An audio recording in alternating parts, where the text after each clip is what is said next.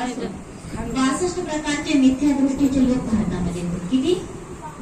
65 प्रकारचे मिथ्या दृष्टी करणारे लोक या भारतामध्ये, या जम्बूद्वीपामध्ये आहेत.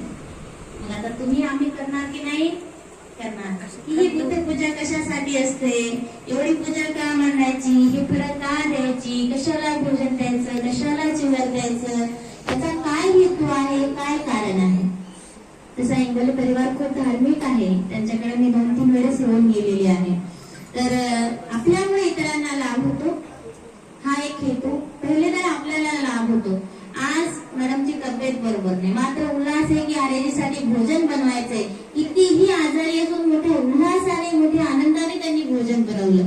त्यामध्ये काहीच कमी जास्त न करता आरेजीच्या आवडीचा प्रत्येक पदार्थ बनला गेला पाहिजे, एक उत्सुकता आहे. बरेचसे लोक नैवेद्य करतात आजच्या दिवशी. काय तर मग काय म्हणतात, वर्ष श्राद्ध किंवा काही वेगळी वेगळी पूजा म्हणतात. आज त्या माणसाच्या आवडीचे पदार्थ बनवले जातात. कोणाच्या?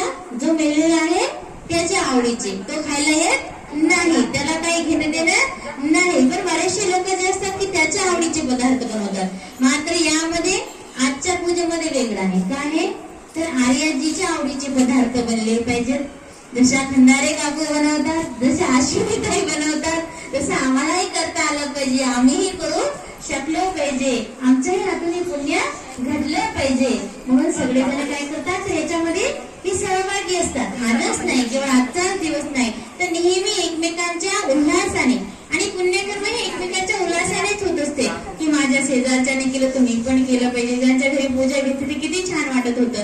आता माझ्या घरी जर पूजा घेतली तर मी पण असाच करेल. की आई कसे केलं होतं मी सांगावं, खंडारे काकू कशी केली पूजा, मग त्यांना घरी बोलवायचं, त्यांना सांगायचं, त्यांच्याकडून म्हणून घ्यायचं, यांच्याकडून म्हणून घ्यायचं. हे काय उल्हास आहे, आनंद आहे आगळा वेगळा.